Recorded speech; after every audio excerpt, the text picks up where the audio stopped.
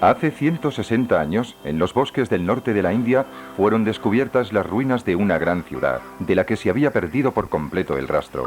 En la parte central de este asentamiento se alzaba un conjunto de templos, de los más elaborados que se hayan encontrado jamás en la India. Aunque el hallazgo fue celebrado por tratarse de una obra de arte y arquitectura, estos templos provocaron el escándalo tanto entre occidentales como entre indios, porque sus paredes estaban cubiertas de representaciones con una gran carga sexual, entre las más explícitas del mundo. Soy John Rhys Davies. Vamos a descubrir juntos los misterios de los templos indios de Kama Sutra.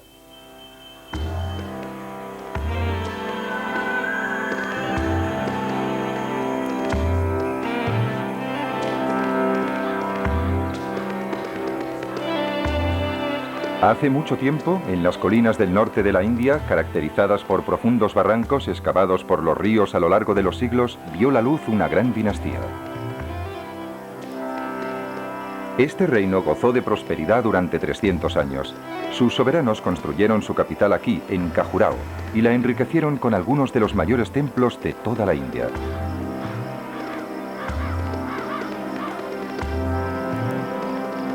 Estas auténticas montañas de roca representan el universo en miniatura.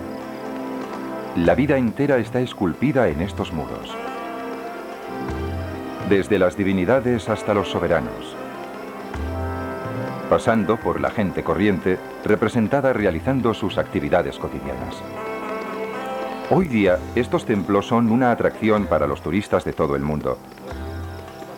El elemento de Khajuraho que atrajo la atención del mundo entero fue la extraordinaria muestra de esculturas eróticas.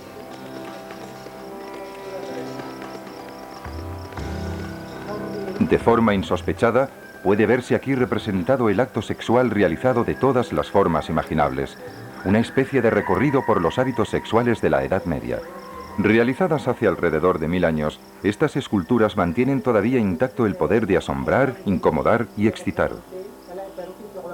Hace 100 años, precisamente en la época en la que estos templos eran sacados a la luz, otra valiosa obra del erotismo indio fue introducida en Occidente. En 1883 se publicaba por primera vez de forma secreta el Kama Sutra, es decir, los principios del amor. Con precisión meticulosa, casi clínica, el libro clasifica todo tipo de unión sexual. En la Gran Bretaña de la época victoriana, austera y moralista, el Kama Sutra fue abiertamente condenado, pero a pesar de ello, se convirtió muy pronto en uno de los libros de mayor difusión publicados de forma clandestina.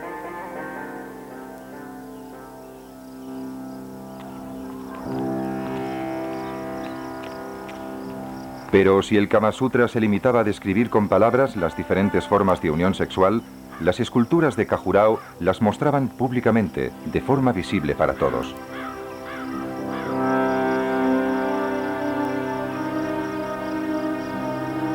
Su existencia precisamente en este lugar, considerado de extrema espiritualidad, creó cierta desorientación, tanto entre indios como entre occidentales.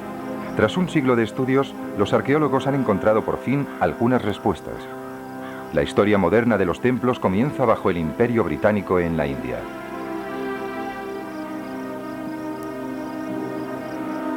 En 1852, el general Alexander Cunningham, del Cuerpo Real de Ingenieros, visitó por primera vez Khajuraho y a lo largo de los siguientes 30 años realizó una exploración detallada del lugar.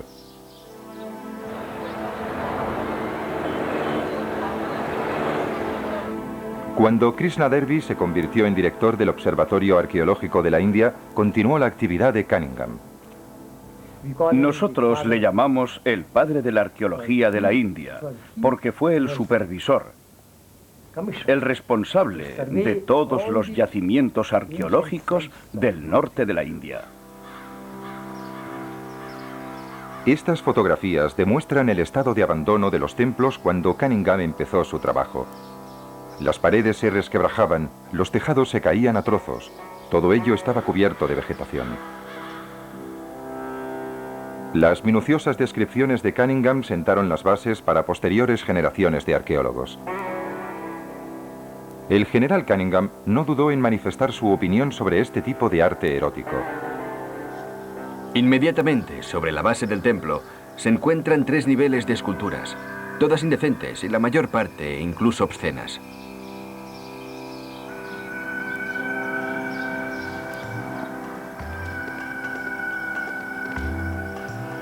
En la actualidad, la protección de estos monumentos es una verdadera lucha sin fin.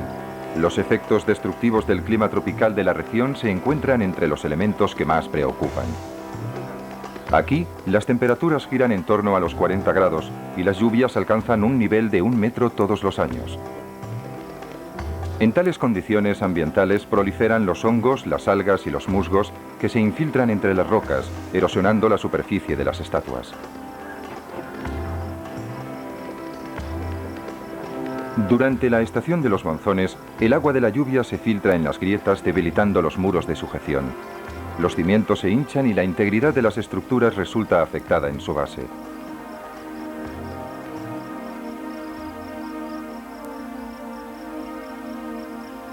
La edificación de los templos de Khajuraho coincidió con la construcción de las catedrales góticas en Europa. El historiador de arte Michael Meister de la Universidad de Pensilvania ha mostrado un interés especial por el papel de la escultura en estos templos.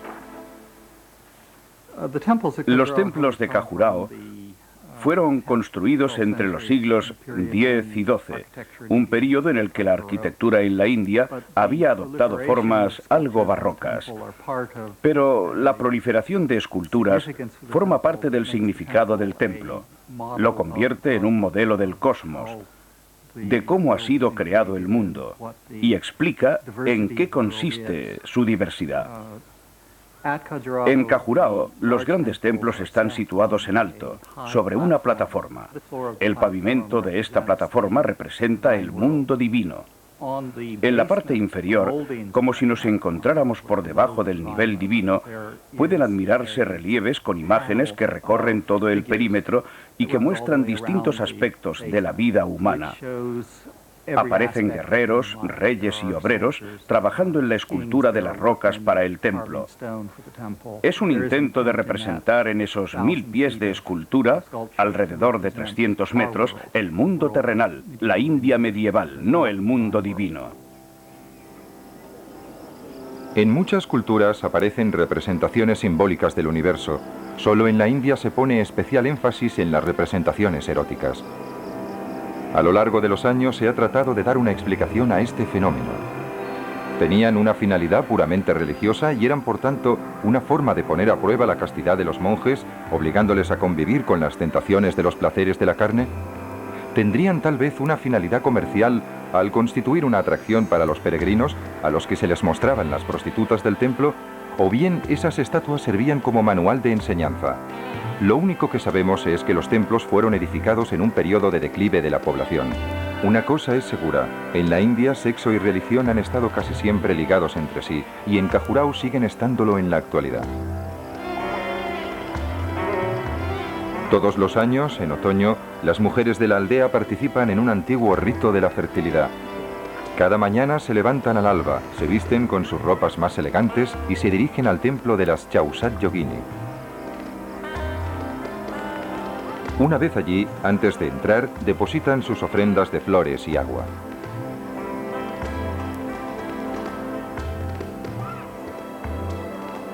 Las vírgenes rezan para encontrar un buen marido, mientras que las mujeres casadas rezan para que les sea concedida la bendición de tener hijos.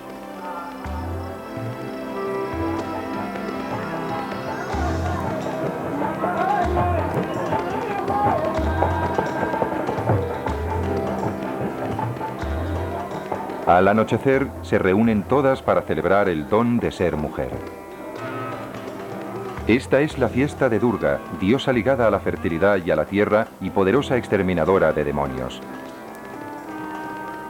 Mediante ofrendas a base de arroz, la mujer recibe de la diosa la ayuda necesaria para formar y mantener una fructífera unión matrimonial. Todo ello, en su acepción más elemental, equivale a poner la religión al servicio de la fertilidad. La historiadora de arte Devonga Nagasai es una autoridad en el estudio de la representación del erotismo indio. Ha llegado a la conclusión de que las divinidades de la fertilidad y la parte sexual de la religión tienen raíces antiguas en la India. Podemos encontrar figuras eróticas en el arte indio a partir del siglo II a.C. y han sido consideradas siempre de buen augurio, lo que significa que dan suerte. Son figuras recurrentes de la fertilidad. Por otro lado, parece que su función es la de combatir el mal. Algunas imágenes eróticas se remontan incluso a épocas anteriores, al segundo milenio antes de Cristo. Esta imagen procede del culto a una diosa madre que ejercía su poder sobre los problemas fundamentales de la vida, asistiendo a las generaciones presentes y dando lugar a las posteriores. Y esta es la representación del acto sexual más antigua que se conoce en la India. Con el paso del tiempo, las imágenes se tornaron más delicadas, más artísticas. Algunas veces las parejas aparecen en actitudes afectuosas más que eróticas. En Khajuraho, estas representaciones contribuyen a proteger las puertas del templo. Pero cuando se hacía necesaria una magia religiosa realmente poderosa, nada se consideraba más eficaz que la explícita expresión de la sexualidad. Y precisamente mientras florecía en la India una sexualidad religiosa, lo mismo sucedía en el ámbito secular, culminando en el Kama Sutra.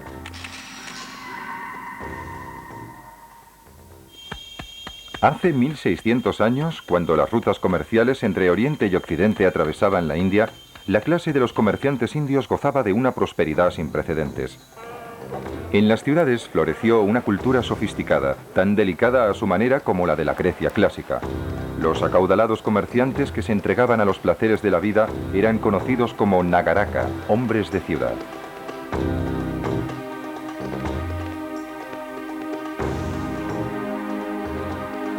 Los Nagaraka llevaban una vida mundana, cultivaban todas las artes, incluido el arte amatorio.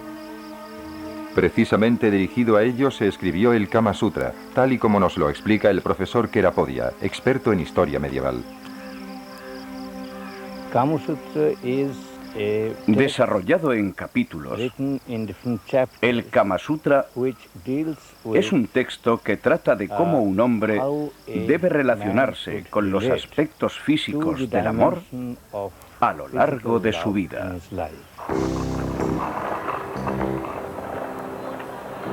El Kama Sutra fue escrito en torno al siglo IV después de Cristo por Malanaka Vatsyayana, hombre sabio y de gran humanidad.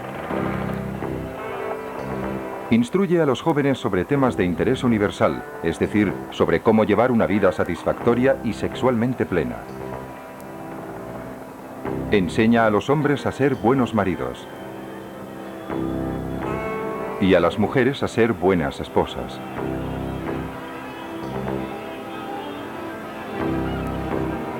Describe con sensibilidad cómo despertar la confianza en una muchacha, introduciéndola poco a poco en el sexo.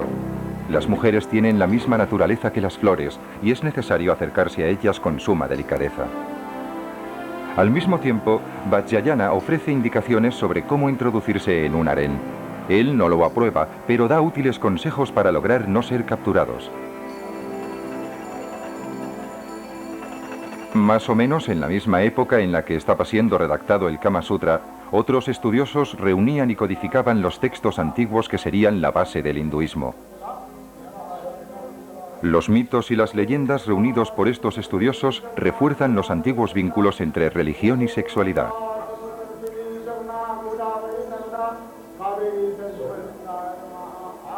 Hoy día, los indios adoran cientos de divinidades distintas entre sí. Entre las más importantes figura Shiva, uno de los miembros de la Santa Trinidad India. Irónicamente, Shiva es tanto el dios del ascetismo, un acreditado yogi, maestro de yoga, como un apasionado seductor de mujeres.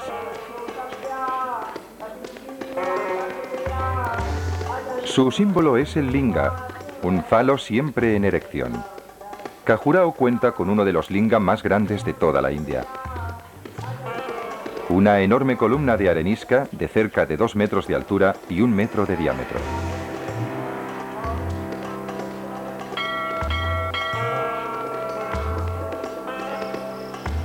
De los orígenes de este símbolo habla una leyenda que se cuenta a todos los niños en la India. Un día, dice la leyenda, Shiva se encontró por casualidad con un grupo de sabios que no reconocieron su auténtica grandeza. Shiva se transformó entonces en un asceta desnudo y sucio y sedujo a sus mujeres. Furiosos, los sabios lo capturaron y lo castraron, pero en el momento en el que su pene tocó el suelo, la luz desapareció del universo. Los sabios se dieron cuenta de su error e imploraron a Shiva que devolviera la luz al mundo. Él accedió, pero a condición de que a partir de ese momento lo adoraran bajo la forma de un falo, el linga, que se mantiene siempre en erección porque está henchido de poder. Shiva no derrama nunca su semen.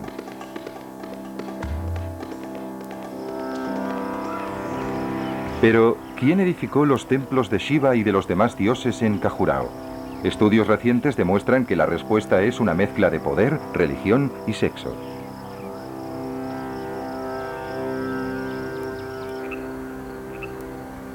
A unos 65 kilómetros al norte de Khajuraho se encuentran las ruinas de un magnífico complejo de palacios, en otra época sede de una gran dinastía, los príncipes Chandela.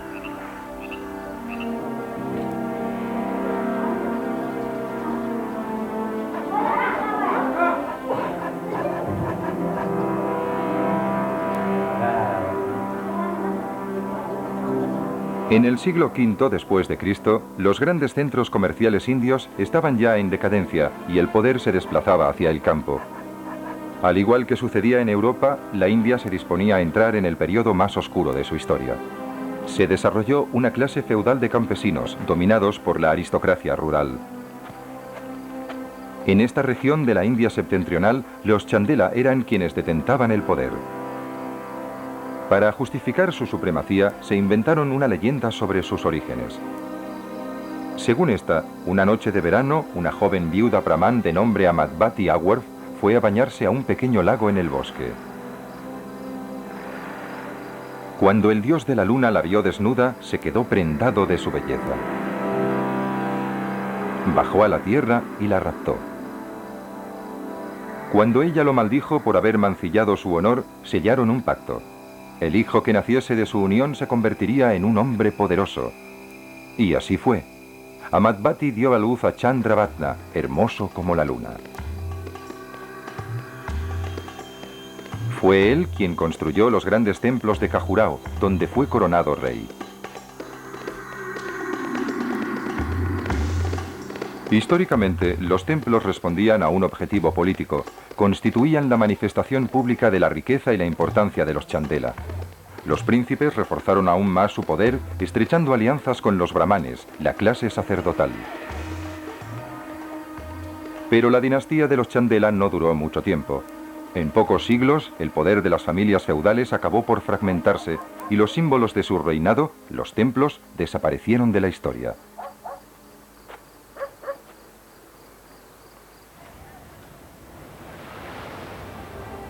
Paralelamente a la caída de las grandes dinastías, como la de los Chandela, cesó también en toda la India la construcción de templos. No obstante, existen zonas donde la tradición de las esculturas monumentales sigue aún viva. Los estudiantes de la Facultad de Arquitectura y Escultura de Madrás, en el sur de la India, estudian el significado de los antiguos motivos artísticos indios.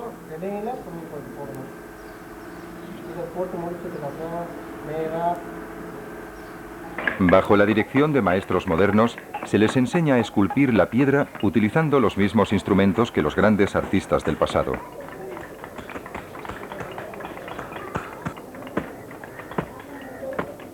No muy lejos de la facultad trabaja una floreciente colonia de afanadísimos escultores. Docenas de minúsculos talleres producen innumerables estatuas. A menudo se trata de talleres familiares, donde el oficio es heredado de padres a hijos. Los trabajos, estatuas elaboradas para la restauración de viejos templos o para adornar nuevas construcciones, responden a encargos procedentes de todo el mundo. En el siglo X, cuando comenzó la edificación de los templos de Khajuraho, el arte de la escultura alcanzaba en la India su máximo esplendor. Pero la sofisticación del arte es engañosa. Desde los aristócratas hasta los siervos, la cultura en general se tornó supersticiosa y menos mundana. Las elegantes esculturas de Khajuraho despiertan la antigua fe en las diosas madres a través de la poderosa magia del erotismo.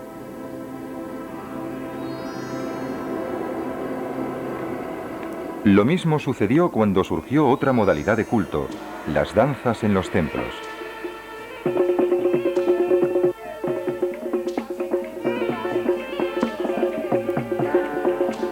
En cada templo se reclutaban devadasi, prostitutas sagradas, esposas simbólicas de las divinidades para las que danzaban.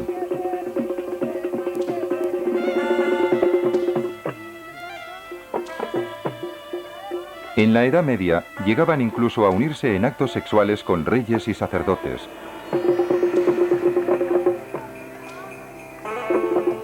Al satisfacer tanto las exigencias de la carne como las del espíritu, difundían el mágico poder del sexo.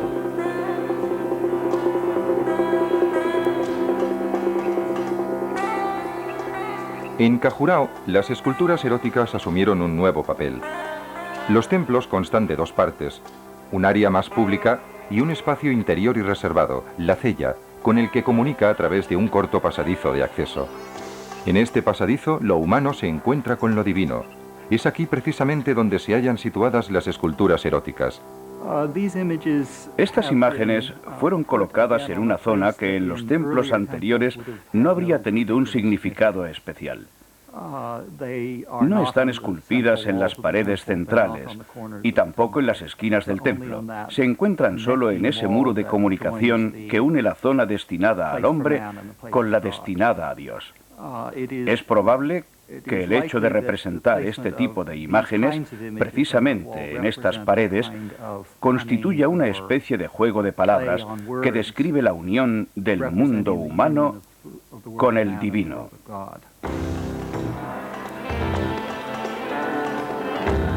La antigua tradición de vincular al hombre con Dios a través del sexo no es fácilmente aceptada en la India moderna.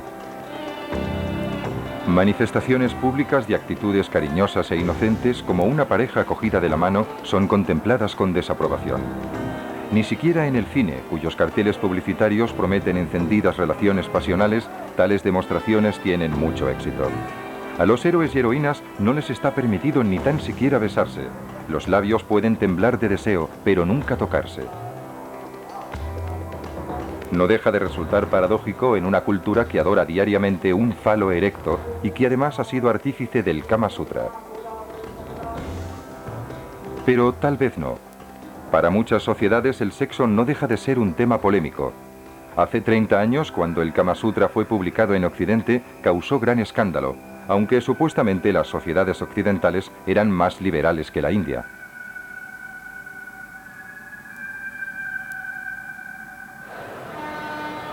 Hoy en día, en la India, la cultura vive una fase de transición en la que intenta reconciliarse con estas manifestaciones culturales de su pasado.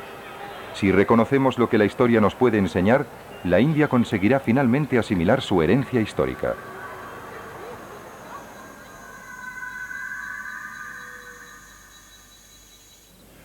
La India moderna es profundamente ambivalente en relación a las estatuas eróticas de Khajuraho.